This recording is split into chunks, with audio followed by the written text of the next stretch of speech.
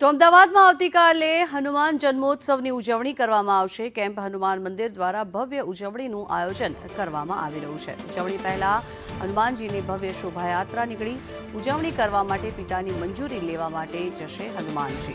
હનુમાન કેમ્પથી વાસણા સુધી શોભાયાત્રા યોજાશે।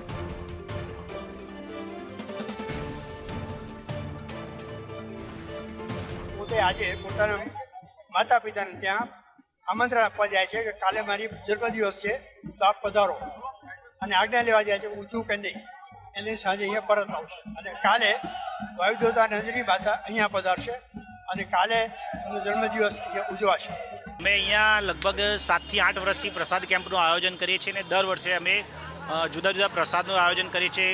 આ વર્ષે અમે પ્રસાદ માટે ડ્રાયફ્રૂટ શીરો રાખ્યો છે અને ઠંડા પાણીની બોટલની વ્યવસ્થા કરી છે।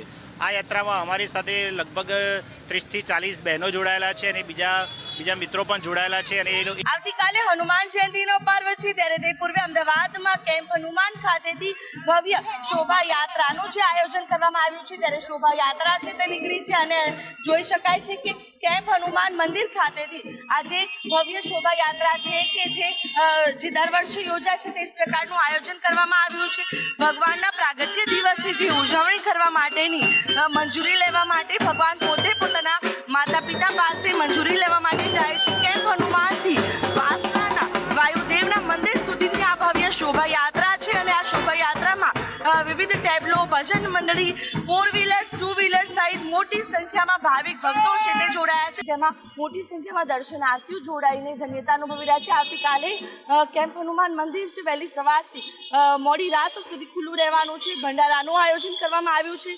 ભગવાનને વિશેષ ભોગ પણ અર્પણ કરવામાં આવશે એટલે કે હનુમાન જયંતિની ઉજવણી પૂર્વે ભગવાન પોતાના માતા પિતા પાસે જે મંજૂરી લેવા માટે જાય છે તેની શોભાયાત્રા અમદાવાદમાં યોજાઈ, જેમાં મોટી સંખ્યામાં દર્શનાર્થીઓ જોડાયા। કેમેરા પર્સન મનીષ વાણિયા સાથે આયુષ યાજ્ઞિક, સંદેશ ન્યૂઝ અમદાવાદ।